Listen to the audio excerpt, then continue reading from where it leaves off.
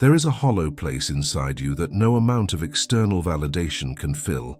You've felt it, haven't you? That strange emptiness that persists even when you're surrounded by love, even when life looks perfect from the outside. It's not that you lack love, it's that you've lost touch with the soul that knows how to receive it. I remember working with a woman who described her childhood as perfectly normal. Her parents weren't cruel, weren't absent. They simply required her to be someone else to earn their affection, a quieter version, a more agreeable version, a version that didn't ask too many questions or feel too deeply. She learned early that love came with conditions written in invisible ink. Be less sensitive, be more practical. Don't cry so much, don't dream so wildly. And slowly, methodically, she began cutting away pieces of herself, like a sculptor, removing everything that wasn't the acceptable daughter. But what happens to those discarded pieces? Jung understood that they don't simply disappear, they retreat into what he called the shadow, forming a hidden self that carries all the unloved, rejected aspects of who we truly are. The parts that were too much, too little, too real. This is the first wound of self-love, the learned belief that our authentic self is somehow unworthy of acceptance. We fragment ourselves into acceptable pieces and wonder why we feel incomplete, why love never quite reaches the core of who we are. Jung wrote about the persona, the mask we wear to navigate the social world. But there's a deeper tragedy when this mask becomes so convincing that we forget it's not our real face. We become actors who have forgotten they're performing, living entire lives in character, while the authentic self waits in the wings, growing more distant with each passing year. Consider how this shows up in relationships. You learn to love others in the way you think they want to be loved, not in the way that flows naturally from your soul. You perform care, perform attention, perform interest, and then wonder why you feel drained, why intimacy feels like work rather than nourishment. The mask self loves strategically, conditionally, carefully. It calculates affection like a currency exchange. But the soul self loves because love is its nature, the way rivers flow toward the sea, not because they should, but because they cannot do otherwise. There's a particular kind of suffering that comes from looking in the mirror and seeing a stranger. Not the physical reflection, but the deeper recognition, or lack thereof, of who you've become versus who you once were. A man once told me about waking up one morning and realizing he had no idea what he actually enjoyed anymore. Everything he did was chosen to please someone else, to maintain an image, to avoid conflict. His preferences, his desires, even his opinions had been slowly erased and replaced with socially acceptable alternatives. He was successful, well-liked, accomplished, and completely empty. This is the cruel mathematics of conditional love. You can gain the whole world's approval and lose your own soul. The recognition that you've traded your authentic self for external validation creates a unique form of grief, mourning someone who isn't dead, but simply lost. Jung called this process psychological suicide, the gradual killing of the authentic self in service of survival. But unlike physical death, this form of dying happens so slowly that you don't notice until the deed is nearly complete. The path back to soul-level self-love begins with a radical act, the courage to grieve the self you abandoned, and the even greater courage to go looking for the one you left behind. But there's something else lurking in the shadows of this wound, something we must face before we can truly return home to ourselves. There's a moment in childhood, perhaps you remember it, when you first realized that your survival depended on making yourself smaller.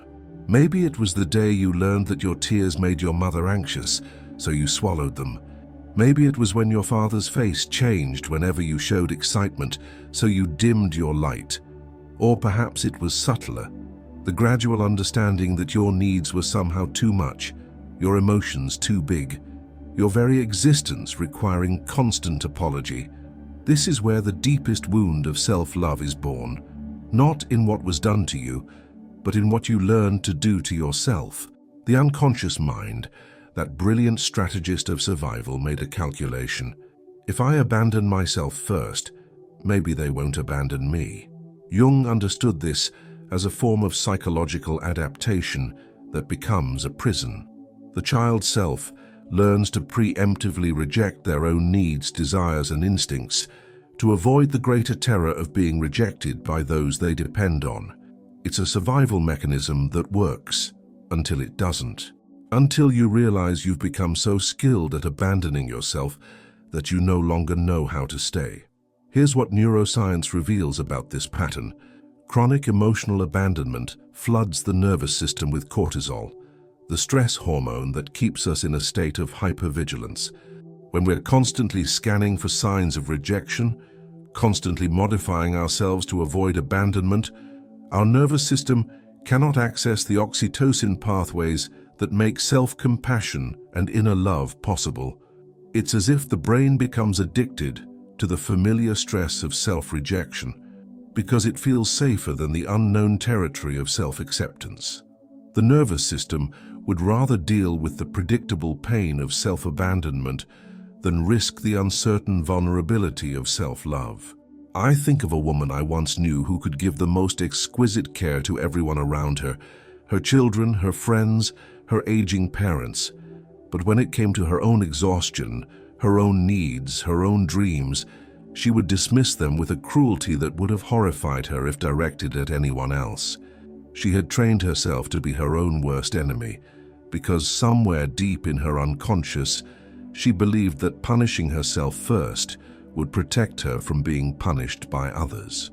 This is the twisted logic of the wounded psyche.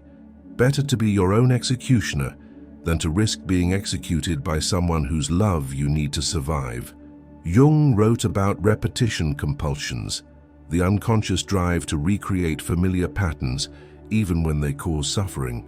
When we carry the archetype of the insufficient self, we unconsciously seek out relationships and situations that confirm this belief, not because we're masochistic, but because the psyche is always trying to heal itself by returning to the original wound, hoping this time the outcome will be different. You see this in the person who keeps choosing partners who are emotionally unavailable, recreating the childhood dynamic of trying to earn love from someone incapable of giving it, or the one who repeatedly puts themselves in situations where they're overlooked, undervalued, taken for granted, unconsciously hoping that if they just try hard enough, they can finally change the ending of their original story. But here's the cruel irony. Every time we choose relationships that confirm our unworthiness, we reinforce the neural pathways of self-rejection. We become more convinced that we are indeed too much or too little, too sensitive or too distant, fundamentally flawed in some irreparable way. The insufficient self becomes a self-fulfilling prophecy, a snake eating its own tail in an endless cycle of seeking love from sources that cannot provide it, while simultaneously rejecting the love that already exists within. There was a man who spent decades trying to win his father's approval, a father who had been dead for 15 years. Every achievement, every success, every moment of potential self-appreciation was immediately filtered through the question, would this finally be enough for him? The living son remained imprisoned by a dead man's inability to love, recreating that rejection in every mirror he looked into. Your body remembers every moment you chose others over yourself. It's stored in the tension of shoulders that learned to carry burdens that weren't yours, in the shallow breathing of lungs that learned to take up less space, in the clenched jaw that learned to swallow words that needed to be spoken, in the heart that learned to beat more quietly, as if apologizing for its very existence. Bessel van der Kolk's research on trauma reveals that the body keeps score not just of what was done to us, but of what we learned to do to ourselves. The nervous system holds the memory of self-abandonment in its very fibers, creating a somatic barrier to self-love that no amount of positive thinking can overcome. This is why self-love cannot be merely a mental exercise, a collection of affirmations or cognitive reframes. The body that learned to betray itself must learn to come home to itself. The nervous system that adapted to chronic self-rejection must be slowly, patiently retrained to recognize safety in self-acceptance. But before we can begin that retraining, we must first face the territory that terrifies us most, the landscape of our own psychic pain, where the wounded soul waits for us to finally turn toward instead of away. There is no path to authentic self-love that bypasses the valley of your own pain. I know this isn't what you want to hear. The culture of quick fixes and spiritual bypassing has taught us to believe that healing should feel good, that self-love should be a gentle, comfortable process of learning to think better thoughts about ourselves. But Jung knew something that our sanitized version of self-help has forgotten. The wounded soul doesn't heal through avoidance or affirmation. It heals through encounter, through the radical act of turning toward what we've spent a lifetime turning away from. Think of the fairy tale of Beauty and the Beast, not the Disney version but the original story. Beauty doesn't heal the Beast by pretending he isn't monstrous. She heals him by seeing the monster clearly and choosing to stay anyway. This is the template for true self-love, the courage to look at the broken, rejected shadow aspects of yourself and say, "You belong here too." I remember sitting with a woman who had spent years in therapy learning to love herself, yet still felt empty inside. "I can say all the right affirmations," she told me, "but there's this part of me that just recoils, like there's something so awful inside that love can't touch it." That something awful was her wounded child self, the part that had internalized decades of criticism, rejection, and emotional abandonment. No amount of positive self-talk could reach her because she was trying to love herself from the outside in, rather than making the journey to where the real wound lived. Jung distinguished between the ego, our conscious sense of self, and the self with a capital S, the integrative center that includes both conscious and unconscious contents. The self is always working toward wholeness, always trying to bring the rejected aspects of our psyche back into relationship with the conscious mind. But here's what's crucial to understand. The self doesn't speak in the language of logic or positive thoughts. It speaks through symptoms, through dreams, through the very patterns that seem to be sabotaging us, that depression that feels like it's destroying your life. It might be your soul's way of forcing you to finally stop and pay attention to the parts of yourself you've been rushing past for years. The anxiety that seems so irrational, perhaps it's the nervous system's way of saying, we cannot keep living this disconnected from our own truth. The relationship patterns that keep repeating. Maybe they're the psyche's attempt to create opportunities for you to finally choose yourself, instead of abandoning yourself once again. A man I worked with had been struggling with chronic fatigue for years.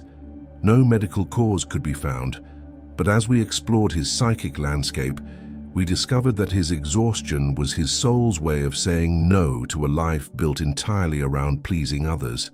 His body was forcing him into the stillness necessary to finally ask, what do I actually want?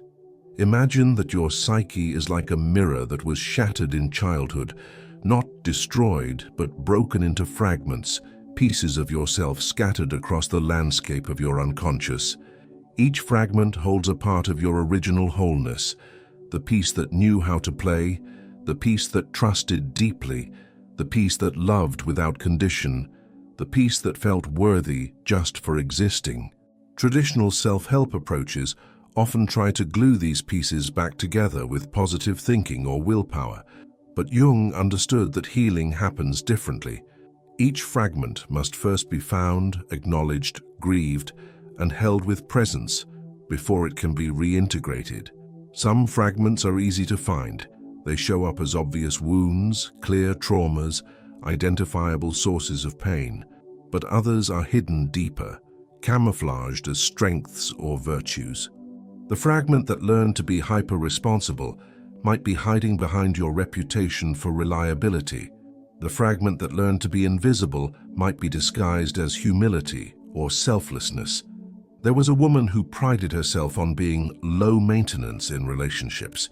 She never asked for anything, never expressed needs, never caused drama. It took years for her to realize that this wasn't a virtue. It was a fragment of her child self who had learned that having needs was dangerous, that wanting anything made her a burden. The journey of reintegration requires what Jung called holding the tension of opposites, the ability to be present with contradictory truths about yourself. You are both worthy and wounded, both strong and broken, both loving and sometimes cruel to yourself. The path to wholeness doesn't require choosing sides. It requires learning to hold all of these aspects with equal compassion. Sometimes the journey back to self-love begins with what feels like complete breakdown. The carefully constructed identity crumbles. The strategies that once worked stop working. The armor that protected you becomes the prison that traps you. Jung called this process enantiodromia, the tendency for things to turn into their opposite when they reach an extreme. The person who has been endlessly giving reaches a point of complete depletion. The one who has been eternally strong hits a wall of vulnerability. The perpetual people pleaser finally reaches the limit of their capacity to betray themselves. These moments feel like death because in a very real sense they are. The false self, the adapted self that learned to survive by being someone else, must die for the authentic self to be reborn. But this is not the death that ends, it's the death that begins, the dark night of the soul that precedes the dawn of genuine self-recognition. I think of the caterpillar dissolving in the chrysalis. To the caterpillar consciousness, this dissolution must feel like annihilation. It has no way of knowing that this apparent death is actually the necessary precondition for growing wings. But the psyche knows, the self knows. And sometimes when we've wandered too far from our own center, it orchestrates a breakdown that forces us back toward the very wholeness we've been running from.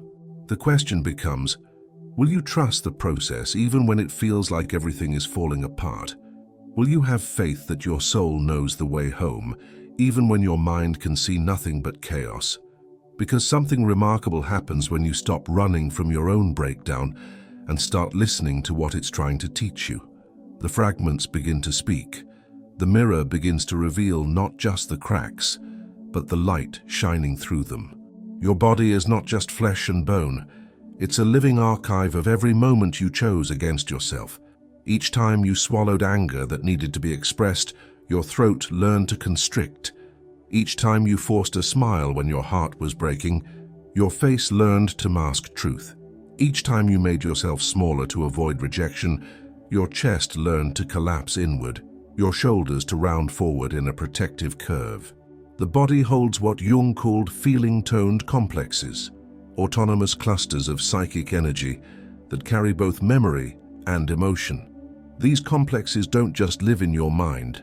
They're embodied, literally structured into your musculature, your posture, your breathing patterns, even your cellular memory. I once worked with a woman who couldn't understand why she felt suffocated every time someone tried to love her.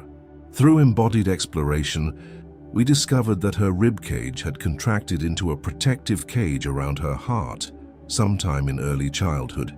Her body had learned that opening to love meant opening to pain, so it had literally structured itself to keep both out. But here's what's remarkable. The same body that learned to protect against love can learn to receive it again. The nervous system that adapted to rejection can be retrained for acceptance. This isn't just metaphorical healing. It's literal physical rewiring of the neural pathways that determine how we experience ourselves. Recent research in trauma therapy reveals that memories aren't just stored in the brain. They're held in the tissues, in the fascia, in the very cells of our being. The belief that you're unworthy of love isn't just a thought you think. It's a felt sense embedded in your muscular structure, your breathing patterns, your nervous system's default responses. When you were a child and learned that your needs were too much, your body learned to literally need less. It adapted by shallow breathing, by tensing against sensation, by numbing the very instincts that would have naturally reached for nourishment and care. Your body became complicit in your own abandonment as a survival strategy. This is why you can understand intellectually that you deserve love, can repeat all the right affirmations, can even believe them mentally, and still feel that deep somatic recoil when genuine care is offered. The body hasn't gotten the memo yet. It's still operating from the old program. Love is dangerous, need is dangerous, being seen is dangerous. Jung developed a technique called active imagination, a way of engaging with the unconscious through imagery, dialogue, and symbolic encounter. But what he understood, and what many modern practitioners miss, is that this work cannot happen only in the mind. It must be embodied. The images that arise from the unconscious must be felt, breathed, moved through the body for true integration to occur. Let me share a practice that emerged from this understanding. Sit quietly and bring to mind a moment when you felt truly seen and loved, perhaps by a grandparent, a teacher, an animal, or even in a moment alone in nature. Don't just remember it mentally. Let your body remember. Notice how your chest wants to expand, how your breathing wants to deepen, how your face naturally softens. This is your body's memory of how it feels to be loved. This capacity has never been lost, only forgotten. Now imagine that feeling sense as a golden thread connecting you to your deepest self. Follow that thread in your imagination. Where does it lead? What images arise? What does your soul self look like when it's fully received and cherished? One woman discovered an image of herself as a small child sitting in a garden, completely absorbed in watching a butterfly. She doesn't need anything from anyone, she realized. She's just enough, exactly as she is. That image became an anchor for her, a somatic memory of her own inherent worthiness that existed before she learned to question it. The unconscious speaks in images, not words. It responds to symbols, metaphors, felt sense experiences, rather than logical arguments. This is why you can't think your way into self-love. You must image your way there, dream your way there, feel your way back to the original template of wholeness. But this isn't about creating pretty pictures or forcing positive visualizations. It's about genuine archetypal encounter with the aspects of yourself that have been exiled. It's about meeting your inner critic not as an enemy to be defeated, but as a part of yourself that learned to be cruel in order to protect you from even greater cruelty. I remember a man who carried a harsh inner voice that constantly told him he wasn't good enough. Instead of fighting against this voice, we invited it to appear as an image in his active imagination.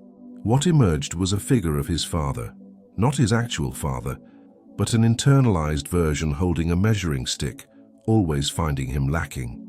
Through embodied dialogue with this figure, he began to understand that this inner critic had taken on the job of preparing him for rejection by rejecting him first. It was trying to protect him by making him invulnerable to disappointment. With this understanding, he could begin to appreciate the twisted love in that harsh voice and slowly negotiate a new relationship with it. Traditional self-compassion practices often focus on cognitive reframes, learning to speak to yourself more kindly. But true self-compassion must be somatic.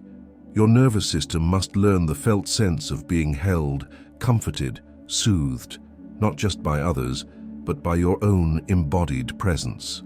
This requires what we might call reparenting your nervous system, literally teaching your body new responses to stress, to pain, to fear. When you notice self-critical thoughts arising, instead of fighting them with counter-thoughts, try placing a hand on your heart, feeling your feet on the ground, breathing into your belly. Your nervous system doesn't know the difference between comfort received from others and comfort offered to yourself by yourself.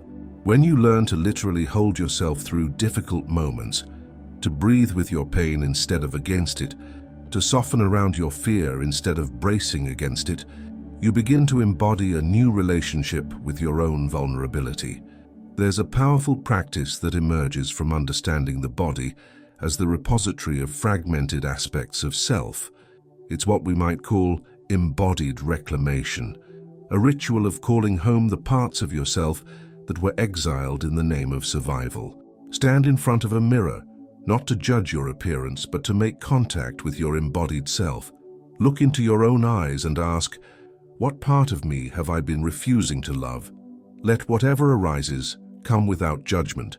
Maybe it's your sensitivity, your anger, your neediness, your wildness, your softness. Then speak to that aspect as you would to a beloved child who has been wandering in the wilderness. I see you. I've been looking for you. You belong here with me. Notice what happens in your body as you speak these words. Let your chest expand to make room. Let your arms open as if literally embracing this returning aspect of yourself. This isn't mere visualization, it's archetypal transformation. You're literally rewiring the neural pathways that determine how you relate to your own wholeness. But here's where most people get stuck, where the real revolution of self-love reveals itself to be something far more radical than anyone imagined. We've been sold a lie about self-love. The culture tells us it's about feeling good about ourselves, about building self-esteem, about learning to think positive thoughts when we look in the mirror. But this version of self-love is as shallow as it is temporary. It's ego love, not soul love. It's loving yourself when you're lovable, which isn't love at all. It's conditional approval masquerading as acceptance. True self-love, the kind Jung pointed toward in his understanding of individuation, has nothing to do with feeling good about yourself. In fact, it often involves feeling quite terrible about certain aspects of yourself while maintaining an unwavering commitment to your own wholeness anyway. I think of a woman who came to realize that her self-love practice had become another form of perfectionism. She could love herself when she meditated daily, ate clean, responded to everyone with patience, and maintained her spiritual practices. But the moment she snapped at her children, ate junk food, or felt petty and jealous, the self-love disappeared, replaced by familiar shame and self-attack. I'm only loving the good parts of myself, she realized. I'm still rejecting everything that feels too human, too flawed, too real. This is the trap of conditional self-love. It's still a form of self-abandonment, just dressed in more spiritual clothing. Real self-love is not a feeling, it's a stance. It's the decision to remain present with yourself, even when what you find there is uncomfortable, inconvenient, or contradictory to your preferred self-image. It's the commitment to hold space for your own complexity without trying to fix, change, or improve what you discover. Jung wrote about the necessity of holding the tension of opposites, accepting that you are simultaneously generous and selfish, kind and cruel, wise and foolish, loving and hateful. The ego wants to identify with only the positive qualities and project the negative ones onto others. But the self, the deeper, more inclusive identity, knows that wholeness requires embracing the full spectrum of human experience within yourself. This is perhaps the most challenging aspect of authentic self-love, learning to love yourself not despite your flaws, but including them, not by minimizing your capacity for harm, but by acknowledging it fully and choosing consciousness over unconsciousness, responsibility over denial. I remember sitting with a man who had recently discovered he was capable of real cruelty towards someone he loved. His first impulse was to deny it, minimize it, explain it away. "That's not who I really am," he kept saying. But healing didn't come through maintaining his positive self-image. It came through the devastating and liberating recognition. This is also who I am, and I can love even this part of myself while taking full responsibility for the harm it caused. There's an old Sufi story about a guest house where every emotion, every aspect of self is treated as a visitor to be welcomed, regardless of how uncomfortable their presence might be. Rumi wrote, "Be grateful for whoever comes because each has been sent as a guide from beyond." This is the template for true self-love, psychic hospitality, the willingness to welcome whatever arises in your inner landscape without immediately trying to change, fix, or eliminate what feels uncomfortable. Anger is a visitor, shame is a visitor, fear, jealousy, pettiness, all visitors carrying information about what needs attention in your soul. Most of us have been trained to be terrible hosts to our own inner experience. We slam the door on sadness, hide from anger, pretend anxiety isn't knocking. But what if self-love meant developing the capacity to open the door wider, to say to whatever arrives, "I see you, you belong here, what do you need me to understand?" This doesn't mean indulging every emotion or acting on every impulse. It means developing the inner spaciousness to hold the full range of human experience without being possessed by it. It's the difference between being angry and being consumed by anger, between feeling fear and being ruled by fear. There's a practice I learned that transforms the entire relationship with self-perception. It's what I call the ritual mirror, a way of seeing yourself that bypasses the ego's need to evaluate and judge, accessing instead what Jung might have called the self's unconditional regard for its own existence.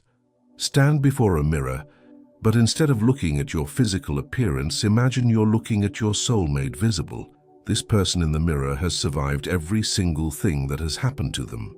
They have endured losses that broke them open, made mistakes that taught them humility, felt pain that developed their capacity for compassion.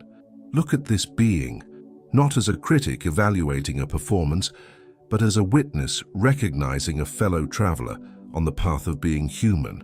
What you're seeing is someone who has been incredibly brave just to keep existing, to keep trying, to keep showing up to their own life despite everything. This isn't positive thinking, it's archetypal recognition.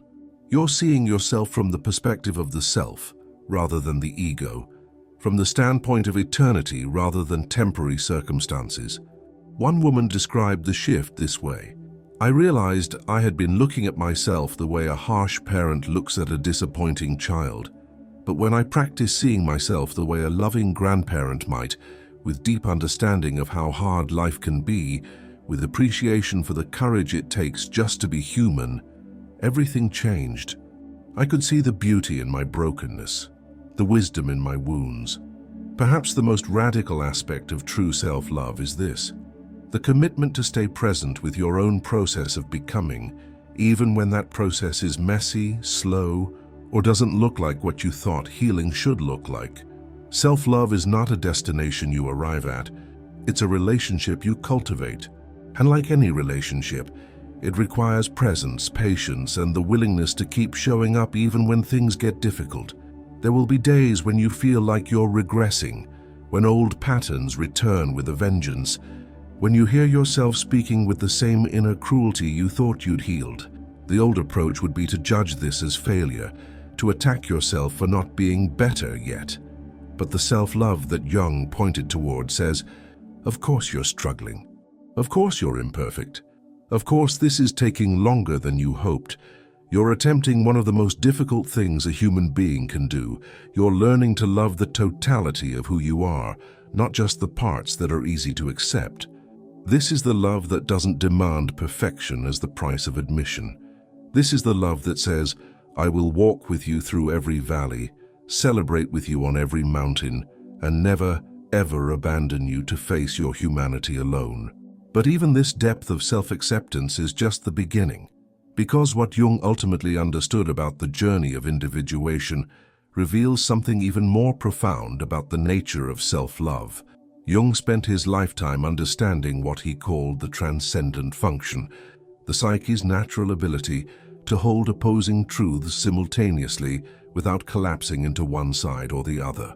This is perhaps his greatest gift to our understanding of self-love, the recognition that true wholeness doesn't come from choosing our light over our shadow, our strengths over our weaknesses, our spiritual self over our human self.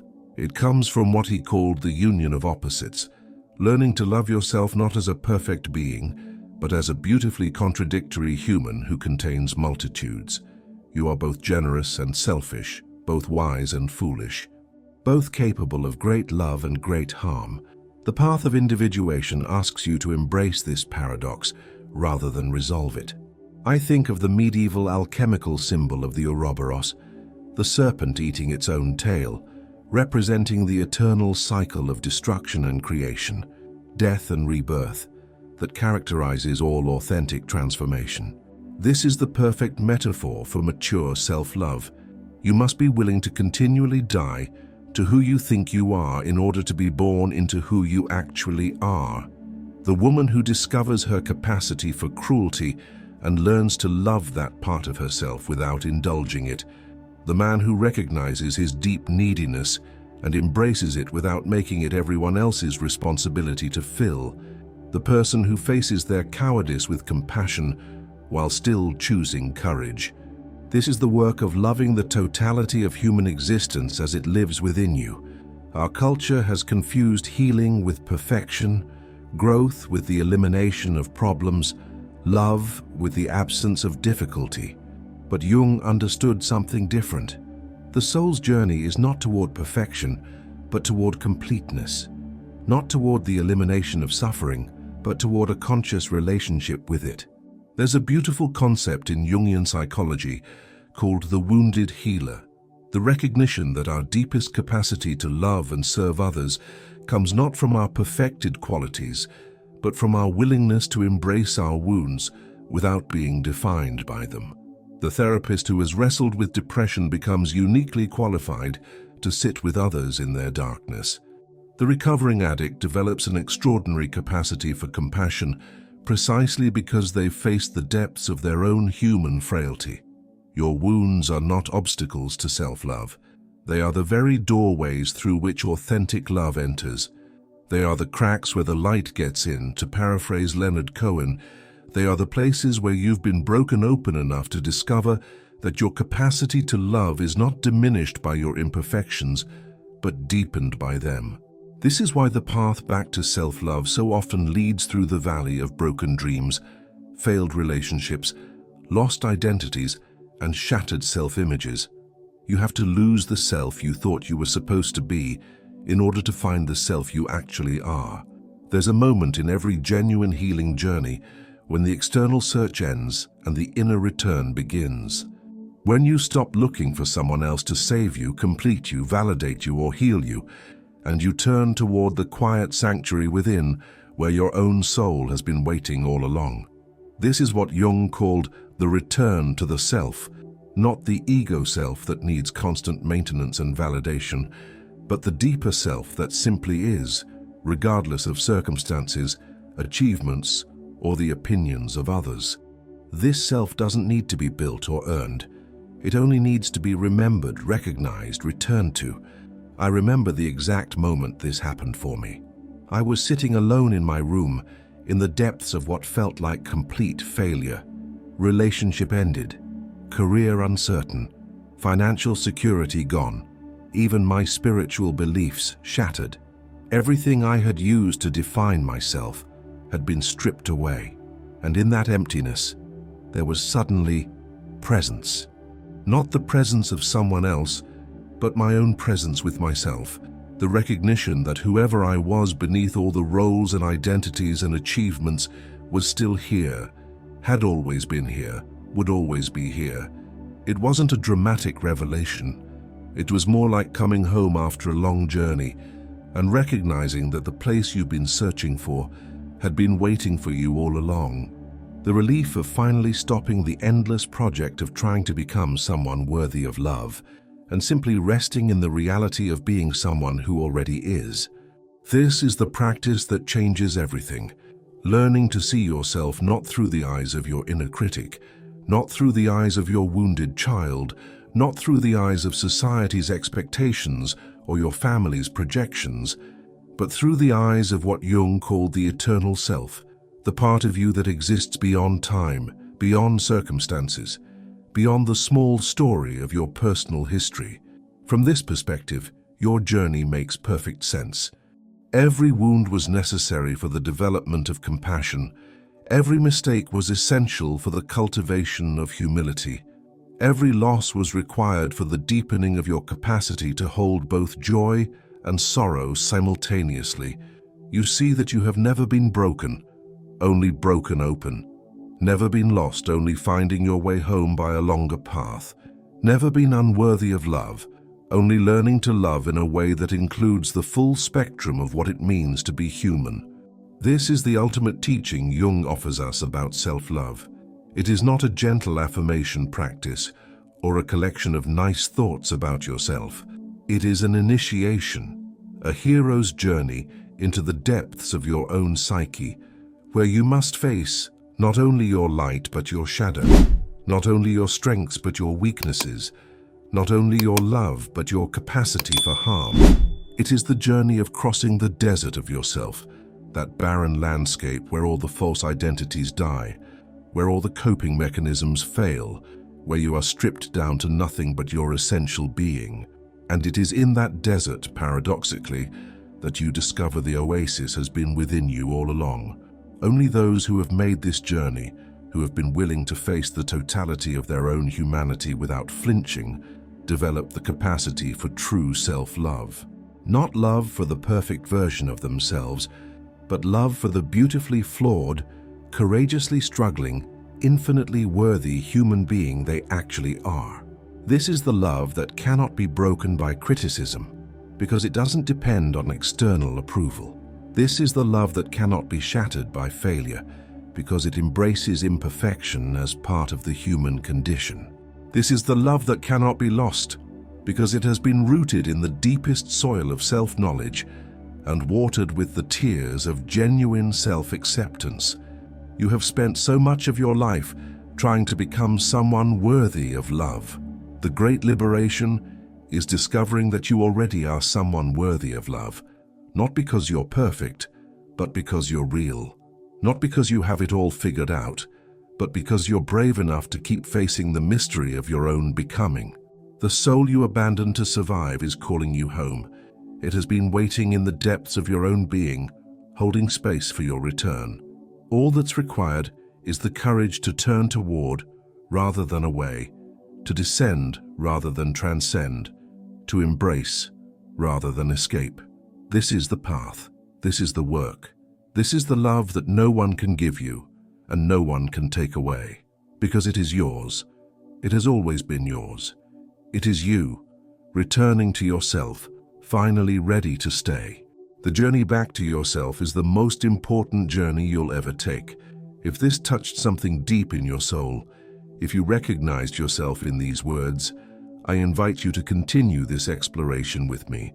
Subscribe to join others who are willing to do this deep work of coming home to themselves. And share in the comments, what part of your exiled self is ready to return home? What would you say to that part right now? There's another video I want to share with you next that goes even deeper into this work. It'll appear as soon as this one ends. The path doesn't end here, it's only just beginning.